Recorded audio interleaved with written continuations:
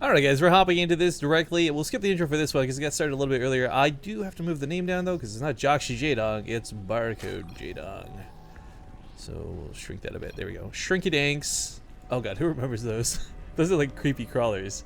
90s throwback time here, but it's perfect because once upon a time those were gifts you would want for Christmas, and this is the fight before Christmas, and that was a sick segue into this introduction. Spawning here in the bottom left corner of the map, he's a barcode from Evil Geniuses. He just tied the series up 1-1. It's Jaedong. Nipper left Oz, the Red Terran. He's Jjakji. Deadwing's a big ass map. We see definitely a lot of different play styles come down here, but before we talk too much about strategy, I want to give a big shout out to Mr. Tylati. He just subbed to the channel not too long ago, so we did miss it. Again, we're always a little bit hard keeping up with these things when we're casting these games, but another shout out as well to Nogra and Zero Gra, $25, very generous donation. Says Merry Christmas. Thank you very much, sir. But alright guys, getting down to brass tacks. Jjakji's a fantastic player. Jaedong is a fantastic player. But I think one thing that they're not thinking about that we need to consider is who they're fighting next. In the winner's match, there's Yoda waiting for one of these two. In the loser's match, there's TLO. To talk about the pros and cons of this really quick, we all know through tournaments and through Jaedong has definitely said this himself, ZVZ is his best matchup. If he falls to the loser's match, I actually don't think that's his worst case scenario. But at the same time for Jjakji, does he really want to fight against Yoda? You know, how hard is that going to be for him? I mean, there's never a detriment to being in the winner's match, of course, but either way, it's a little bit scary, the prospect of what could follow this series. Jjakji has really good TVT lately, though. I don't know if it's on par with like Jaedong's win rate, but... Well, I always think about those Widowmine shots from that one IEM. Was a Daedalus Point, Jjakji's 6 shots. Oh, well that was TVZ, wasn't it? Yeah, that's what I'm saying. Like his TVZ is Jjakji's has always been pretty okay. Well, I said his TAT is really good. Oh, sorry, I thought you said TVZ. My mistake. Yeah, so that's why, because he might go up against Yoda. So I actually think that would be yeah. Oh, that's right. He took out MMA at DreamHack recently. I forgot about that. That was the big upset in my books. Yeah, that's what I was talking about, right? So yeah.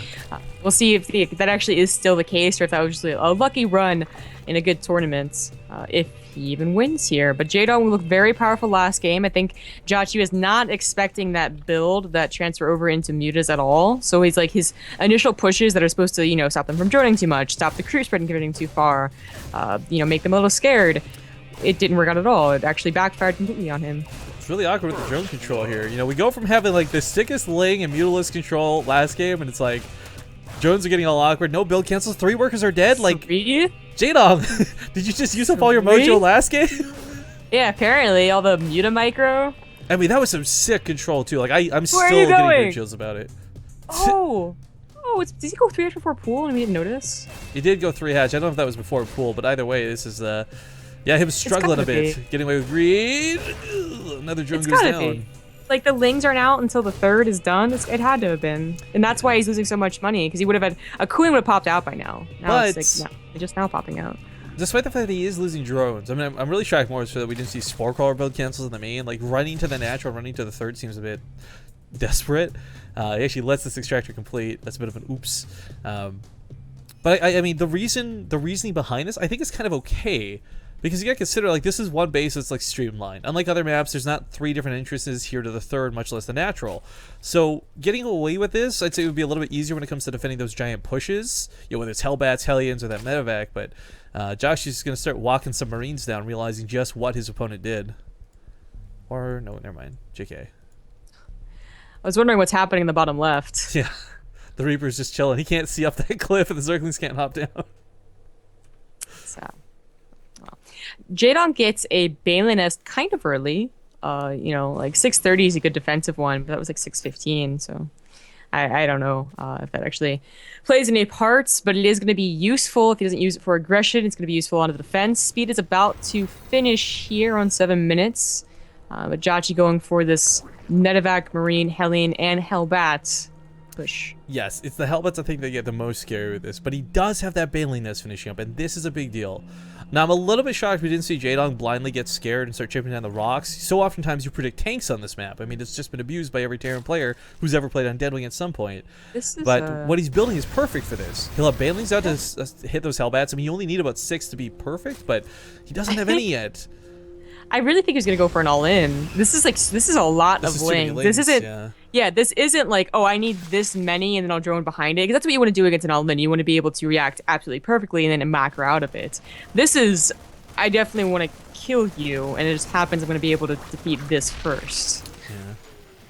Yeah. The drone count's really low to begin with. I mean, this is such a risky thing to do in the first place. The Banelings are absolutely necessary. We can't send these lings into those Hellbats blindly. The sad thing is these Banelings are just barely not complete. Oh my gosh, these other ones were morphed in the back way too late. Is he even going to have any Banelings for this? Just barely. The lings are buying enough time. There was a ling counterattack. I don't know why it jumped. Okay, there it goes. There we go. Into the SCV line. It's going to be doing a lot of damage. Jjakji has no production. His Banshee is about to pop out. These queens, there's not 5 queens, it's not 3 queens, it's no queens. Lings now against what is Marines and Hellbats. If there weren't Hellbats, this would be a completely different situation for Jaedong, but he's camping the production best he can. More Hellions about to spawn in just a second, and those should be able to clean these up at home. For Jaedong's sake, his risky gambit is not paying off. A couple more Banelings morphing here at the top of the ramp. Only he had Banelings. Like, those Banelings would have absolutely like 1 or 2 seconds, right? Like, that's the difference of victory and defeat, possibly. Wow. He might still hold on to all 3 of his bases, but he is very low on drones. He needs to attack now if he wants to hold on to that 3rd, and he will not hold on to it. You know, Jaedong's done a pretty good amount of damage behind this. Both players on equally low amounts of workers, but I think at the end of the day, it's the fact that Jaedong comes out of this with no queens, and there's a Banshee coming into play. Oh, yeah, and God, even kill the Hellbats. Jaedong is going to lose this game. It seemed like he had, like, a perfect... I mean, this went all awkward. I mean, last game was so perfect. I can't stress that enough. And then this game just goes wrong in every way possible. Here's the Banshee, the main crown, the last couple drones. Even if that queen comes out, there's no detection. That's it. Jaedong has lost this series. Damn. Such an anticlimactic follow-up to that second game, but congratulations.